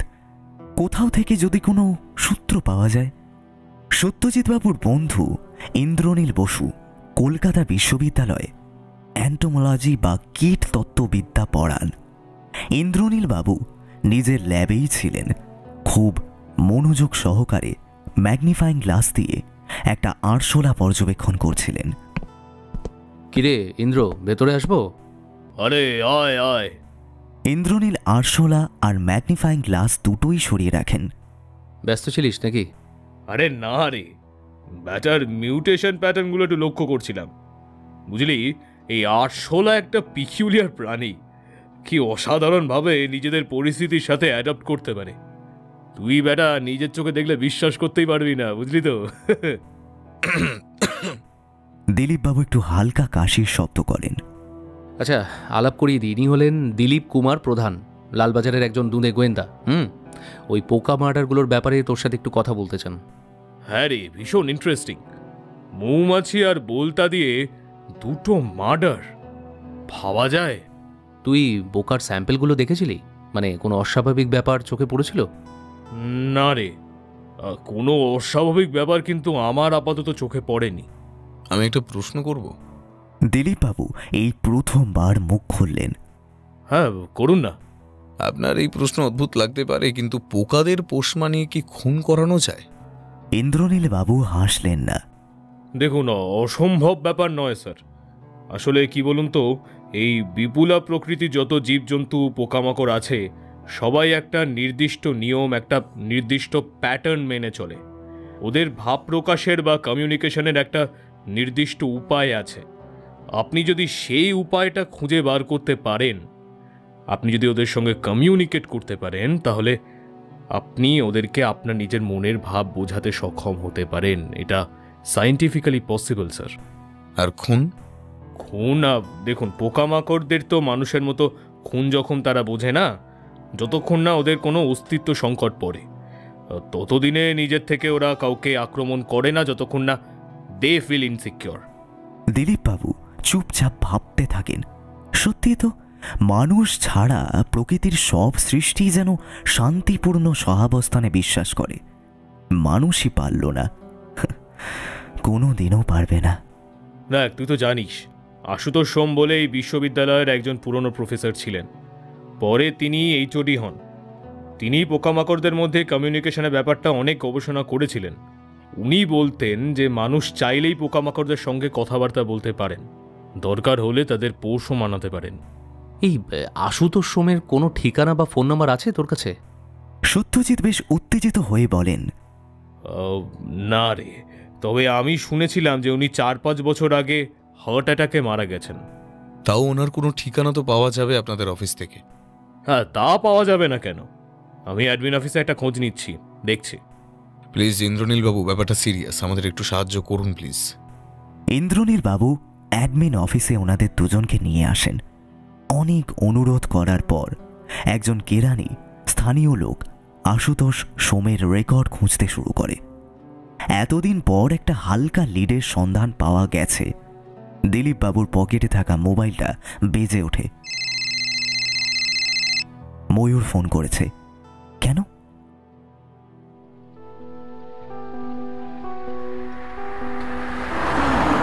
কলকাতার একটা ব্যস্ত ফ্লাইওভার দিয়ে রীতিমতো গাড়ি ছোটাচ্ছেন দিলীপ কুমার প্রধান। ওনার চোয়াল রীতিমতো শক্ত হয়ে আছে। ওনার ঠিক পাশের সিটেই বসে আছেন ডক্টর সত্যজিৎ অধিকারী। ওনার মুখও বেশ গম্ভীর। ওদের গন্তব্য এখন আমতলা। কিছুক্ষণ আগেই ময়ূরের একটা ফোন কেসের পুরো দিশা পাল্টে দিল। তখনও দিলীপ আর সত্যজিৎ ব্যস্ত আশুতোষ সোমের ঠিকানা বার করার জন্য। ময়ূরের ফোন দেখে অভ্যেস বসে ফোন পিক আপ করেন দিলীপ। লিঙ্ক পাওয়া গেছে স্যার। কি লিঙ্ক? আজ থেকে প্রায় 6 বছর আগে স্যার, পলাশ, চয়ন আর বিক্রম আইআইটিজি এক্সামের জন্য কলকাতার একটা প্রিমিয়াম কোচিং সেন্টারে ভর্তি হয়। তিনজনেই বড়লোক বাপের বিগড়ে যাওয়া বেটা, তাই বন্ধুত্ব খুব অল্প সময়তেই হয়ে যায়। পড়াশোনা ওরা করতো না তেমন, দিন রাত বক্কাবাজি করে বেড়াতো। তার মাঝে ঘটে গেল একটা মারাত্মক ঘটনা। কি ঘটনা ময়ূর? পলাশের বাবা নিজের ব্যক্তিগত প্রয়োজনে একটা নতুন মডেলের দামি গাড়ি কিনেছিলেন। পলাশ, বিক্রম আর চয়ন একদিন মাঝ রাতে প্ল্যান করে ওই নতুন গাড়িটি নিয়ে কলকাতার রাস্তায় ঘুরতে বেরিয়ে পড়ে। ওদের গ্রুপে পলাশ আর চয়ন অল্প হলেও কিছুটা ড্রাইভিং জানতো, কিন্তু ড্রাইভিং লাইসেন্স ওদের কারোর কাছেই ছিল না, বয়সটাও তো কম। ওরা বেপরোয়াভাবে মদ খেয়ে ড্রাইভিংটা করছিল স্যার। ঠিক ঝোঁকের মুখে একজন মোটরসাইকেল আরোহীকে ওদের গাড়ি ধাক্কা মারে এবং ঘটনাস্থলেই ওই মোটরসাইকেল আরোহীর মৃত্যু হয়ে যায়। সে কি, কোনো পুলিশ কেস হয়নি ওদের নামে? কিন্তু সেই সময় ওরা তিনজনেই জুভেনাইল ছিল বলে ওদের বিরুদ্ধে কোনো রকম স্টেপ নেওয়া যায়নি স্যার। পুলিশ এটা কোনোভাবেই প্রমাণ করতে পারেনি যে ওরা তিনজনে মদ খেয়ে গাড়ি চালিয়ে এই অ্যাক্সিডেন্টটা ঘটিয়েছে, তাই কোনো কেসও রুজু হয়নি। তাছাড়া ওদের তিনজনের বাবাদের নিজেদের মধ্যে যা টাকা পয়সা খাইয়ে ছেলেদের রক্ষা করেছিল। সুনীল ঘোষ দস্যিদার রাতারাতি নিজের নতুন গাড়িটাকে গায়েব করে দেন। অবশ্য তাতে সাহায্য করেছিল আমাদের সুব্রত ঠাকুর। সুব্রত বাবুই আবার টাকা খাইয়ে অনেক সাক্ষী জোগাড় করে ফেলেন। ওরাই পুলিশের কাছে মিথ্যে কথা বলে। বিক্রম, পলাশ, চয়ন আনফরচুনেটলি ওই কেসটায় বেঁচে যায়। ভিকটিমের পরিবার এত সহজে ছেড়ে দিল? কোনো উপায় ছিল না স্যার। টাকা পয়সার আগে কি কেউ কোনোদিন জিততে পারে? ওরা অনেক লড়েছিল, কিন্তু শেষ পর্যন্ত কোনো সুবিধা করে উঠতে পারেনি। আচ্ছা, ভিকটিমের নাম আর ঠিকানা জোগাড় করতে পেরেছো? হ্যাঁ স্যার, ভিকটিমের নাম শ্রী অর্ণব সোম, বাবার নাম আশুতোষ সোম, আর ঠিকানাটা আশুতোষ বাবুর আমতলা ঠিকানাটা গুগল ম্যাপে সেট করে গাড়ি চালাচ্ছেন দিলীপ। আচ্ছা, আশুতোষ বাবুর বাড়িতে পৌঁছে কি করবি তুই? সত্যজিৎ বাবু জিজ্ঞাসা করেন। জানি না, আশুতোষ বাবু তো শুনলাম 4-5 বছর আগে মারা গেছেন, কিন্তু ওই পরিবারের কেউ না কেউ তো আছে যে এরকম ভাবে প্রতিশোধ নিচ্ছে ওই তিনজনের উপর। তাকে তো খুঁজে পাওয়া দরকার। তাকে খুঁজে পেলে কি করবি? প্রাণ নেওয়ার বদলা কোনোদিনও প্রাণ নিয়ে হয় না। দেশের একটা আইন কানুন আছে, বিচার ব্যবস্থা আছে, তার উপরে আমাদের ভরসা রাখা উচিত। লোকে যদি সবসময় আইন নিজের হাতে তুলে নেয়, দেশ আর দেশ থাকবে না। আমতলা মোড়ে পৌঁছে দেখা গেল গুগল ম্যাপ কাজ করছে না। দিলীপ বাবু এইদিক ওইদিক কিছুক্ষণ গাড়ি চালালেন, তারপর বাধ্য হয়ে থেমে স্থানীয় লোকেদের কাছ থেকে আশুতোষ বাবুর ঠিকানা জানতে চাইলেন। স্থানীয় লোক প্রথমে আশুতোষ বাবুর বাড়ি চিনতেই পারছিলেন না। শেষ পর্যন্ত একজন বৃদ্ধ পানওয়ালা ওদের সাহায্য করতে এগিয়ে এলেন। বাবুরা ওই পোকা বাড়ি যাবেন তো? হ্যাঁ, পোকা বাড়ি যাব। আপনি চেনেন ওই বাড়ি? হ্যাঁ, চিনি তো। আশুবাবু এই এলাকার পুরনো বাসিন্দা ছিলেন। কত পণ্ডিত মানুষ, কত শিক্ষিত, কিন্তু ওই দিনরাত পোকামাকড়দের নিয়ে পড়ে থাকতেন। ওনার বড় ছেলেটা তো অ্যাক্সিডেন্টেই মরে গেল, আর ছোট ছেলেটা তো... ওনার 2 ছেলে? হ্যাঁ, 2 ছেলেই তো। কী আর বলবো বাবু, দুঃখের কথা। এক ছেলে মরে গেল, আর ওই অন্য ছেলেটা বেঁচে থেকেও নেই। পুরো পরিবার শেষ হয়ে গেছে আর কি। আপনি আমাদের রাস্তা দেখিয়ে দিন। বৃদ্ধের দেখানো রাস্তায় দিলীপ আর সত্যজিৎ হাজির হন আশুতোষ সোমের বাড়ি ওরফে পোকা বাড়িতে। মেন রাস্তা থেকে বেশ খানিকটা ভেতরে গাছপালা দিয়ে ঘেরা একটা পুরনো দোতলা বাড়ি। বাড়িটাকে দেখে বেশ বোঝা যায় সোমেরা একসময় রীতিমতো বড় লোক ছিলেন, কিন্তু এখন উপযুক্ত মেরামতের অভাবে বাড়িটা ধীরে ধীরে ভেঙে পড়েছে। বৃদ্ধটি আগেই ওদের দুজনকেই বলেছেন, আশুবাবু এই বাড়িতেই লোকচক্ষুর আড়ালে ওই পোকামাকড় নিয়ে গবেষণা করতেন। যখনই দেখা হতো তিনি হেসে আমাকে বলতেন, মহিন, এই পৃথিবীতে মানুষের চেয়ে ক্ষতিকারক আর কোনো কীট নেই। কি বলবো। দিলীপ আর সত্যজিৎ বাড়ির সামনে লোহার গেট খুলে ভেতরে প্রবেশ করলেন। চারিদিকটা কেমন যেন অসম্ভব রকমের শান্ত। দুপুরবেলার আলো আর বড় বড় গাছের ছায়ার অন্ধকার মিলিয়ে কেমন যেন একটা গা ছমছমে ভুতুড়ে পরিবেশ সৃষ্টি করেছে। কয়েকটা ফড়িংয়ের মতো পোকা মুখ দিয়ে শব্দ করে সত্যজিৎ আর দিলীপের মাথার ওপর দিয়ে একটা চক্কর মেরে উড়ে গেল। দিলীপ একটু চমকে গিয়ে পকেট থেকে সার্ভিস রিভলভারটা বের করে ফেলেছিলেন, কিন্তু সত্যজিতের ইশারায় আবার নিজের পকেটে বন্দুকটা ঢুকিয়ে দিলেন। কোনো ক্ষিপ্ত পোকার দল যদি ওনাদের দুজনের ওপর হামলা করে বন্দুক দিয়ে কোনো কাজ হবে না। ভালো করে দুজন চারপাশটা আরেকবার দেখে নিলেন। কোথাও কেউ নেই। না, বাইরে থেকে বাড়িটাকে যতটা বড় মনে করেছিলেন বাস্তবে বাড়িটা তার থেকেও বেশি বড়। দিলীপ লক্ষ্য করলেন বাড়িটার ঠিক পেছনের অংশে একটা গ্রিন হাউসের মতন ইউনিট বানানো আছে। সেখানেই একসাথে অনেকগুলো উড়ন্ত কীট আস্তে আস্তে জড়ো হচ্ছে। মৃদু গুঞ্জনের শব্দ আস্তে আস্তে শোনা যাচ্ছে। বুকের ভেতরটা ধড়াস করে ওঠে দিলীপের। এখান থেকে ওরা দুজনে প্রাণ বাঁচিয়ে ফিরতে পারবেন তো? 7-5 না ভেবে দরজার কলিং বেল প্রেস করলেন দিলীপ। আশুতোষ বাবুর পরিবারের যেই বেঁচে থাকুক না কেন তার সাথে কথা বলতে হবে তাকে। এই রকম পাগলামি আর চলতে দেওয়া যায় না। প্রায় 10 মিনিট পরে বাড়ির দরজা খুলে যায়। দিলীপ আর সত্যজিৎ লক্ষ্য করেন দরজার অপর প্রান্তে দাঁড়িয়ে রয়েছেন একজন 70-80 বছরের মহিলা। অসম্ভব রোগা তার গড়ন, চোখে একটা ভারী কালো মোটা ফ্রেমের চশমা, হাতে গলায় মুখে অসম্ভব বলি রেখা। দিলীপ আর সত্যজিৎকে দেখে তিনি খুব অবাক হয়ে জিজ্ঞাসা করলেন, আপনারা কারা? নমস্কার মাসিমা, আমার নাম দিলীপ কুমার প্রধান। উনি হলেন ডক্টর সত্যজিৎ অধিকারী। আমি লালবাজার থেকে আসছি। লালবাজার শব্দটা কানে যেতেই বৃদ্ধার মুখ রাগে লাল হয়ে গেল। তিনি হিস হিসিয়ে বলে উঠলেন, কেন? আমাদের সাথে তোমাদের আর কি দরকার? আমাদের জ্যান্ত মেরে রেখেও তোমাদের শান্তি হয়নি বুঝি? নাকি আমাদের আরও কিছু ক্ষতি করা বাকি আছে? না মাসিমা, আপনি আমাকে ভুল বুঝছেন। ভুল? না না না, কিচ্ছু ভুল বুঝিনি।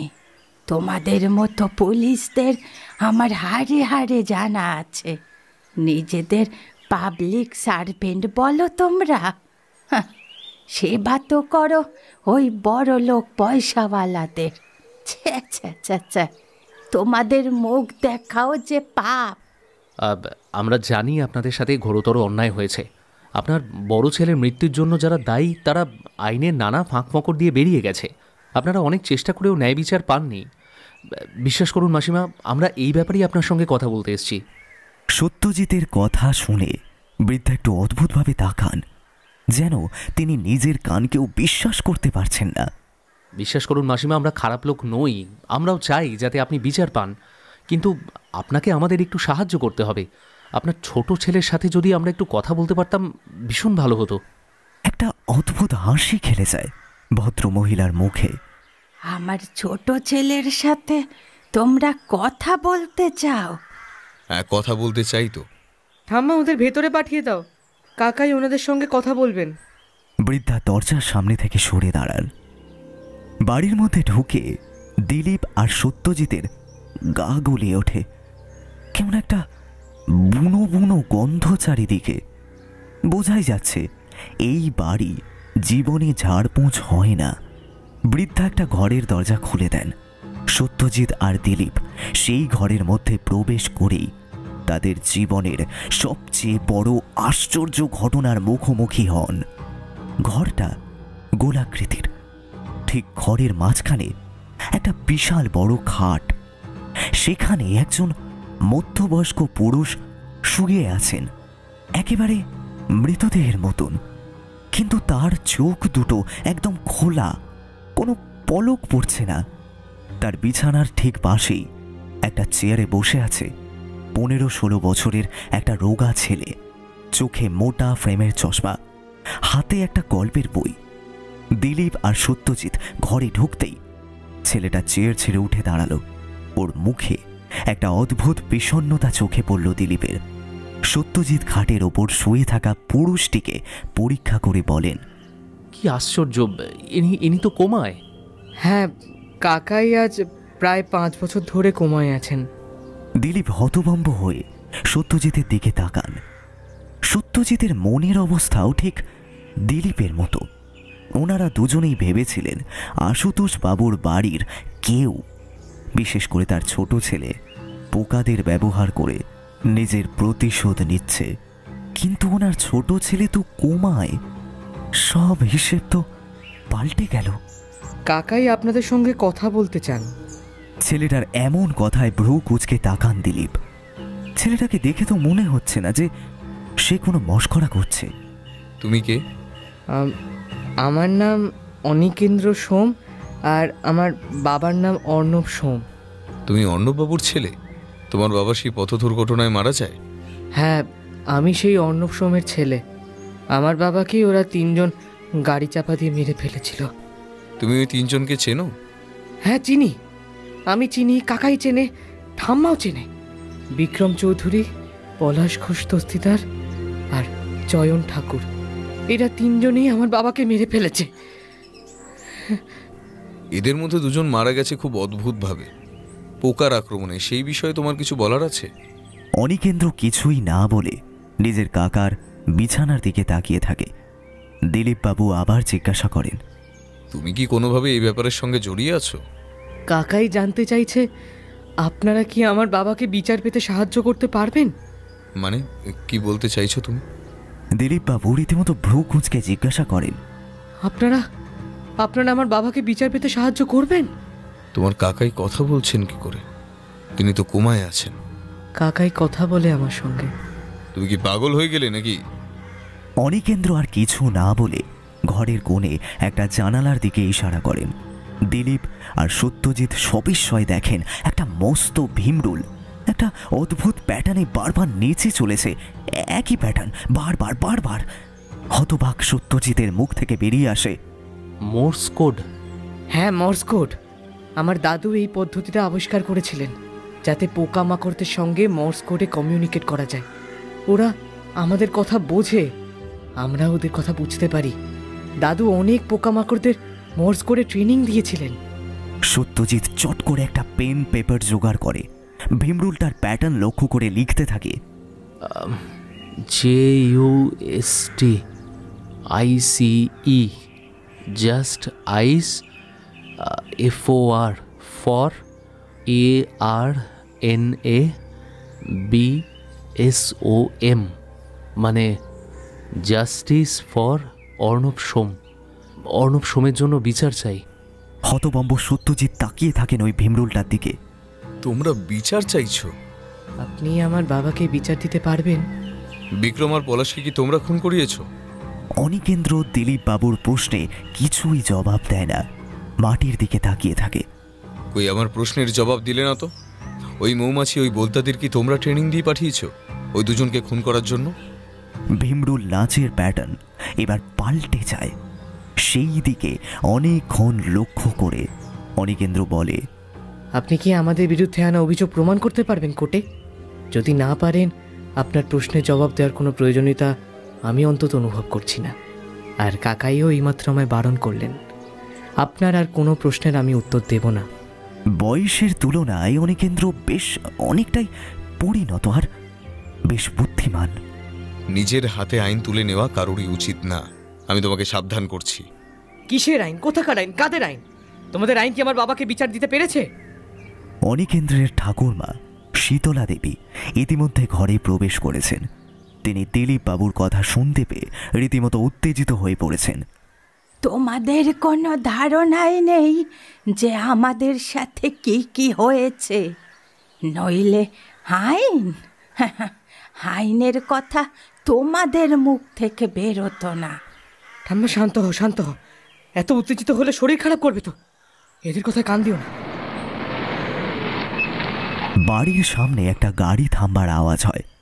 শীতলা দেবী নিজেকে সামলে নিয়ে বলেন, ওই বুঝি ডাক্তারবাবু এলো অলোককে দেখতে, আমি দরজাটা খুলে দিয়ে আসি। উনি ঘর থেকে বেরিয়ে যান। অনিকেন্দ্র জানায় ডাক্তারবাবু প্রতি সপ্তাহে একবার অলোক সোম মানে ওর কাকাইকে দেখতে আসেন। দিলীপবাবু চিন্তা করতে থাকেন। তিনি জানেন কোর্টে কিছুই প্রমাণ করা যাবে না।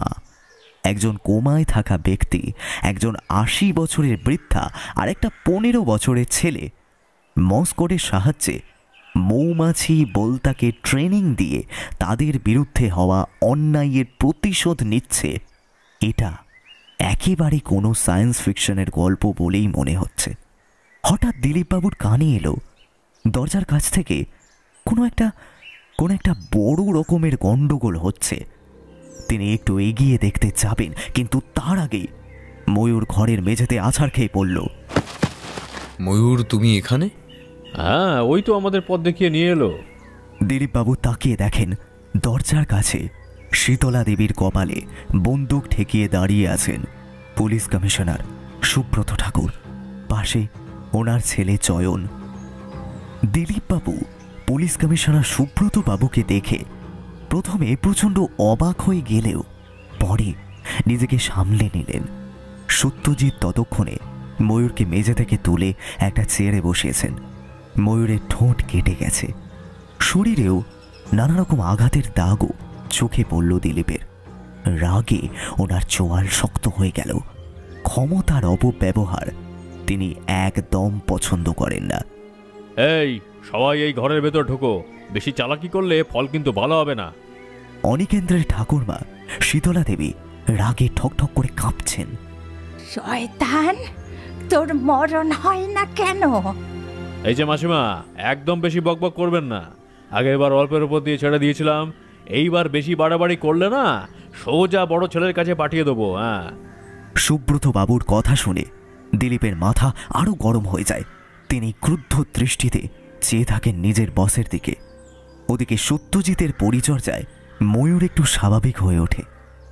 স্যার, পুরো দোষটাই আমার স্যার। কমিশনার স্যার অর্ণব সোমের দুর্ঘটনার পুরো ফাইলটাই গুম করে ফেলেছিলেন। শুধু ঠাকুরপুকুর থানার ওই প্রিলিমিনারি রিপোর্টটা সরাতে ভুলে গেছিলেন। ওই একটা রিপোর্টেই ওদের 3 জনের নাম একসাথে ছিল স্যার। ওহ রে ময়ূর, ময়ূর তোর মাথায় কি বুদ্ধি রে? সত্যি তুই একদিন দিলীপ স্যারের জায়গায় বসবি, দেখিস। আমি যখন ওই ঠাকুরপুকুর থানা থেকে প্রিলিমিনারি রিপোর্টটা বের করছিলাম, আপনি তখনই খবরটা পান, তাই না? সুব্রত বাবু মাথা নেড়ে হ্যাঁ বলেন। পুলিশ কমিশনারদের চোখ আর কান চারিদিকে খোলা থাকে। তোমরা কি ভেবেছিলে আমার পিছনে পিছনে লুকিয়ে লুকিয়ে তদন্ত করবে আর আমি কিছুই টের পাবো না? ড্যাড, পাশ থেকে চয়ন বলে ওঠে, ওর এই সব একদম ভালো লাগছিল না। কি হয়েছে? এত অধৈর্য হচ্ছিস কেন তুই? যা করতে এসেছো সেটা করে বাড়ি চলো না। আমার এখানে ভালো লাগছে না, শরীর খারাপ করছে, যা গন্ধ। আরে 1 মিনিট বেটা, 1 মিনিট। যে কাজের জন্য এসেছি সেই কাজটা তো শেষ করে যাই। হ্যাঁ, তো আমি কি বলছিলাম? আপনি এখনো কিচ্ছু বলেননি, শুধু আমাদের ভয় দেখিয়ে গেছেন। আশ্চর্য নার্ভ দিলীপ বাবুর, বিপদের মুখেও একদম স্টেডি। ওফ দিলীপ, তোমার সাহস আর বুদ্ধিমত্তাকে রীতিমতো সেলাম না জানিয়ে পারলাম না, বুঝলে? আমি জানতাম আমাদের পুলিশ ডিপার্টমেন্টে কেউ যদি এই কেসটাকে সলভ করতে পারে সেটা একমাত্র তুমি।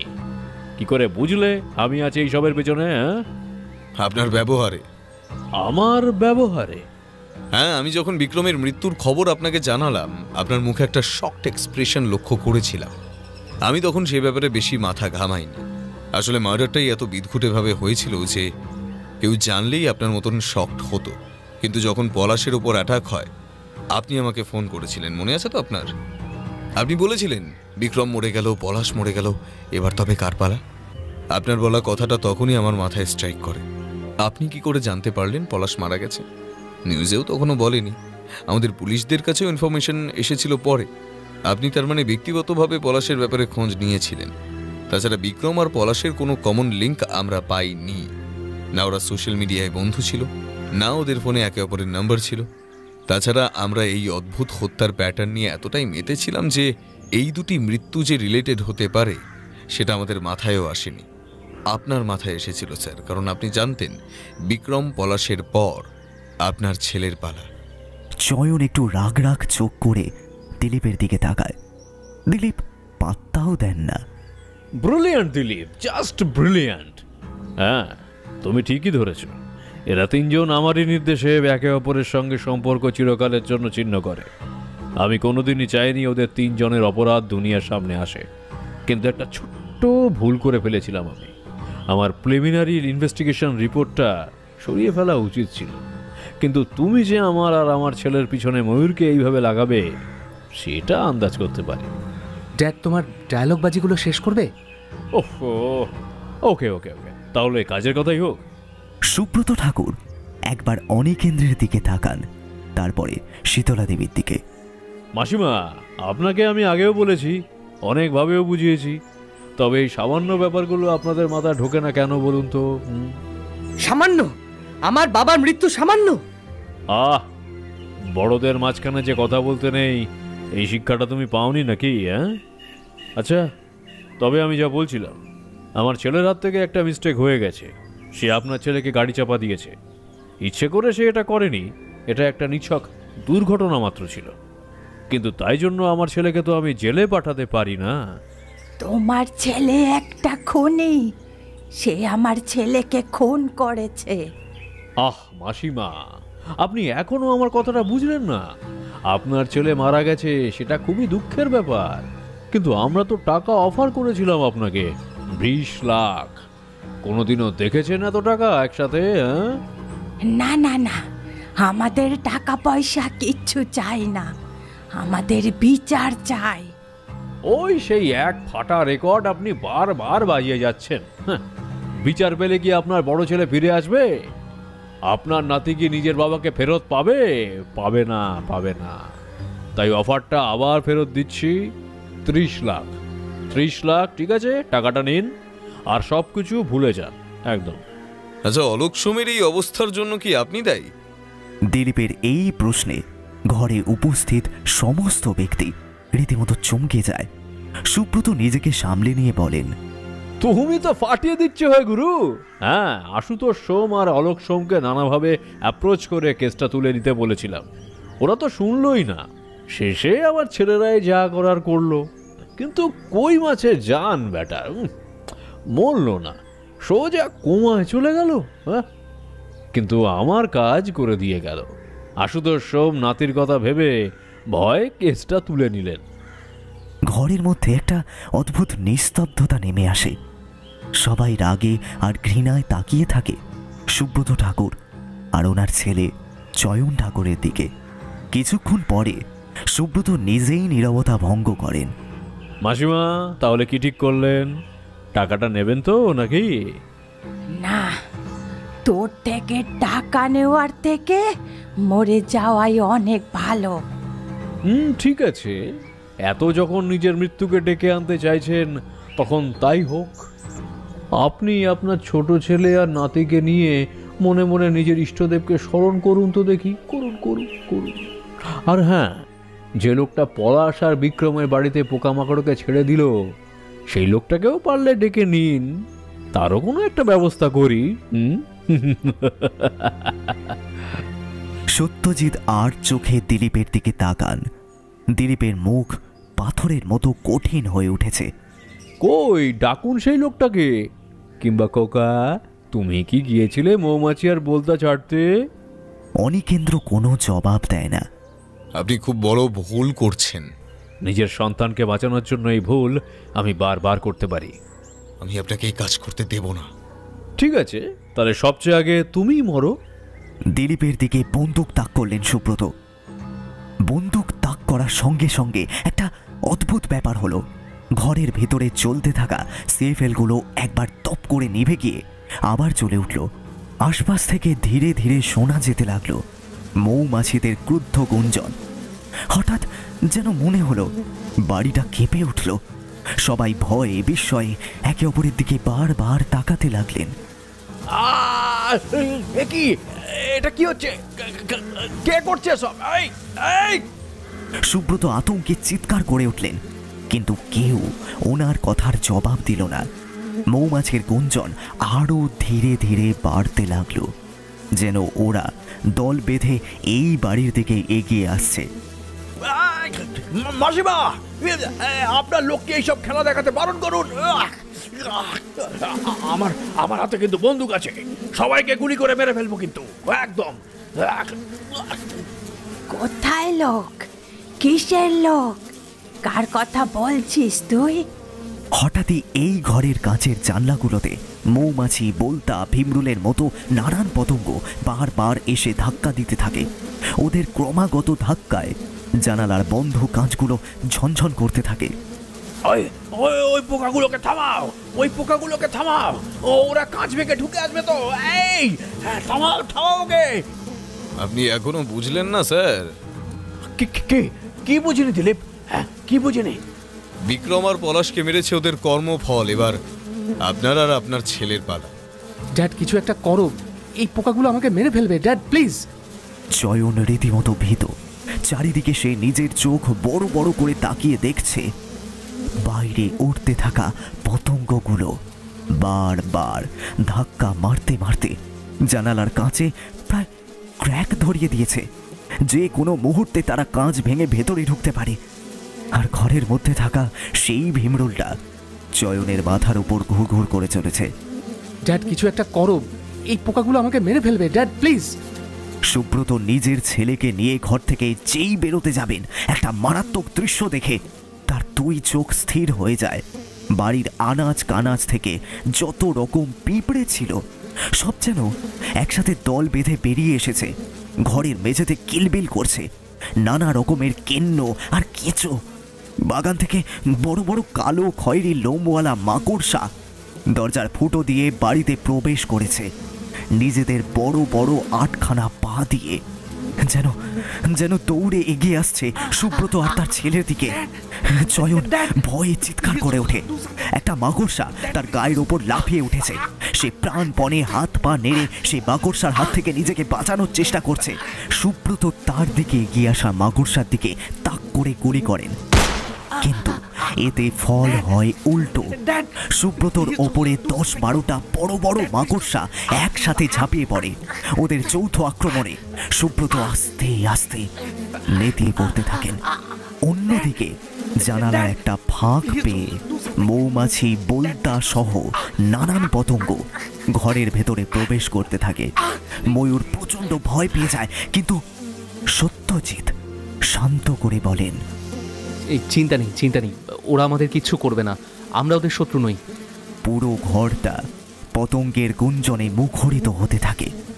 দিলীপ এবার প্রায় চেঁচিয়ে বলেন, নিজের দোষ স্বীকার করে পুলিশের কাছে আত্মসমর্পণ করো, তাহলে তুমি আর তোমার বাবা প্রাণে বাঁচলেও বাঁচতে পারবে, অন্যথায় তোমরা দুজনের মধ্যে কেউই বাঁচবে না। চয়ন পাগলের মতো বারবার এদিক ওদিক দেখতে থাকে। একদিকে পিঁপড়ে, মাকড়সা, আবার অন্যদিকে মৌমাছি, বলতা আর ভীমরুল। সব কীট পতঙ্গগুলো যেন ওকে ঘিরে ধরে ভয় দেখাচ্ছে। ওইদিকে সুব্রত ঠাকুর মাকড়সার বিষে একেবারে নেতিয়ে পড়েছেন। চয়ন, আমাদের কথা শোনো, নিজের দোষ স্বীকার করে পুলিশের কাছে আত্মসমর্পণ করো, নইলে তোমার দশা বিক্রম আর পলাশের থেকেও খারাপ হবে। এই পোকাদের দল তোমাকে জীবন্ত ছাড়বে না। চয়ন সঙ্গে সঙ্গে মাটিতে হাঁটু মুড়ে বসে পড়ে। হ্যাঁ, আমি ভুল করেছি। আমি একটা লোককে গাড়ি চাপা দিয়ে মেরে ফেলেছি। আই এম সরি, আমাকে ক্ষমা করে দাও। I will surrender. ম্যাজিকের মতন সঙ্গে সঙ্গে ঘরের মধ্যে পোকাদের উৎপাত বন্ধ হয়ে যায়। যত পিঁপড়ে, কেন্ন, মাকড়সা নিজের জায়গা ছেড়ে বেরিয়ে এসেছিল তারাই নিজেদের জায়গায় ফিরে যেতে থাকে।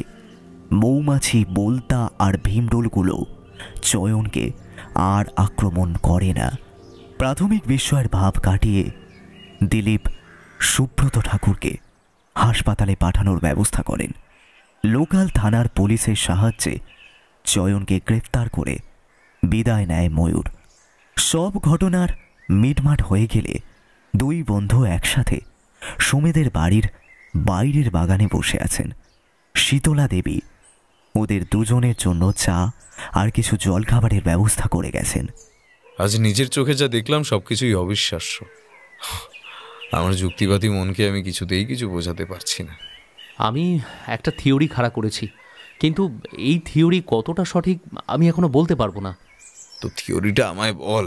আজ সারাদিন যা ঘটলো নিশ্চয়ই তার থেকে অদ্ভুত হবে না। সত্যজিৎ নিজের চায়ের কাপে চুমুক দিয়ে বলতে থাকেন, দেখ, আমার ধারণা এইসব ঘটনাগুলোর পিছনে আশুতোষ বাবুর ছোট ছেলে অলোক সোমের হাত আছে। দিলীপ অদ্ভুতভাবে তাকান সত্যজিতের দিকে। আশুতোষবাবু সত্যি সত্যি একজন বিশাল বড় মাপের কীটতত্ত্ববিদ তথা বিজ্ঞানী ছিলেন।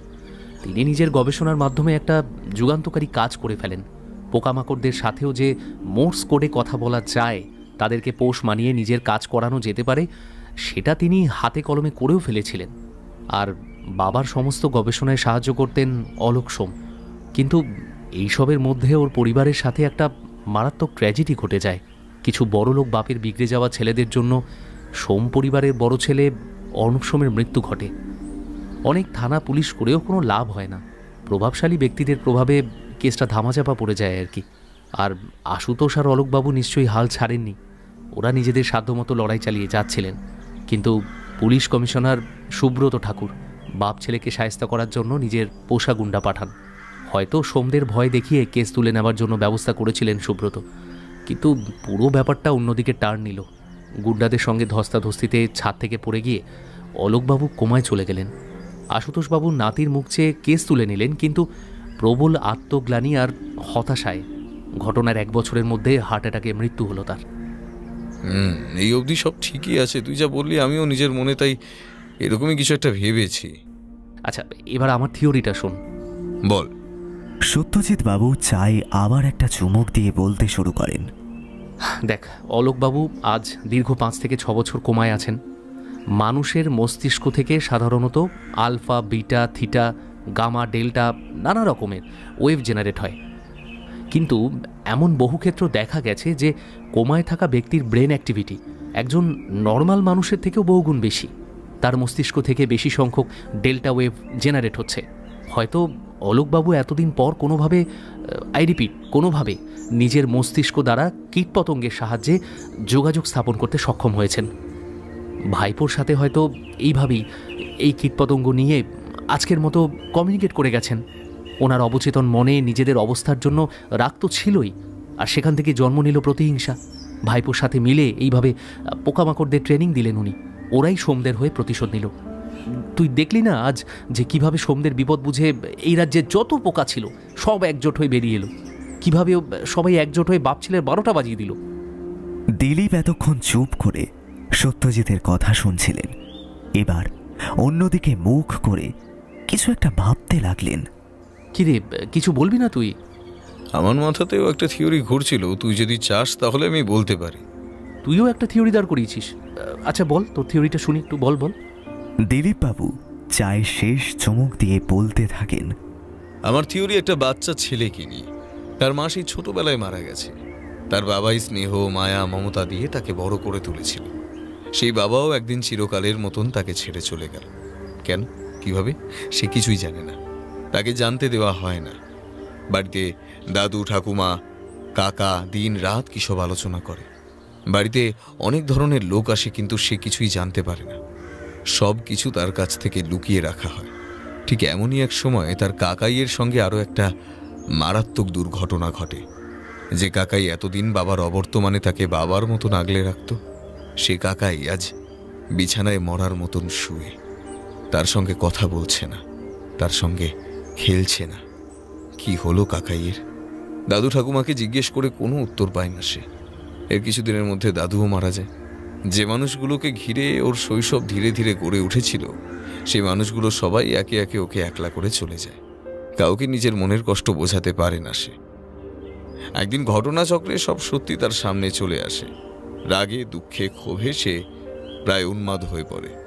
মনের মধ্যে জেগে ওঠে তীব্র প্রতিশোধ স্পৃহা। সম্পূর্ণ কাকতালীয়ভাবে দাদুর সমস্ত রিসার্চের কাগজ সে এই বাড়ি থেকে খুঁজে পেয়ে যায়। ব্যাস, তাকে এখন আটকায় কে? সোশ্যাল মিডিয়া ঘেঁটে ওই 3 জন অপরাধীকে খুঁজে বের করে সে। 3 জনই সোশ্যাল মিডিয়ায় বেশ অ্যাক্টিভ ছিল। নিজেদের দৈনন্দিন জীবনের সমস্ত বিবরণ তারা সোশ্যাল মিডিয়ায় শেয়ার করত। সেই অত্যধিক শেয়ারই ওই 3 জনের কাল হয়ে গেল। বাকি ঘটনা তো সবাই সবকিছু জানে। সত্যজিৎ হতবাক। ওনার মুখ দিয়ে কোনো কথা বেরোচ্ছে না। দিলীপ একটু হেসেই বলেন, আমার তো তোর থিওরিটাই সঠিক বলে মনে হয়। একটা 14-15 বাচ্চা কি করে এত প্ল্যান করে খুন করবে বল? পেছন থেকে একটা শব্দ পেয়ে দুজনেই পেছন দিকে তাকান। অনিকেন্দ্র কখন যে ওদের দুজনের পেছনে এসে দাঁড়িয়েছে দুজনেই টের পাননি। ওর দৃষ্টিও কেমন যেন একটু অদ্ভুত। রাগ, দুঃখ, হতাশা, অভিমান, ক্ষোভ সব যেন মিশে আছে ওর ওই চাউনিতে। ও কি আড়ি পেতে ওনাদের দুজনের কথা শুনেছে নাকি?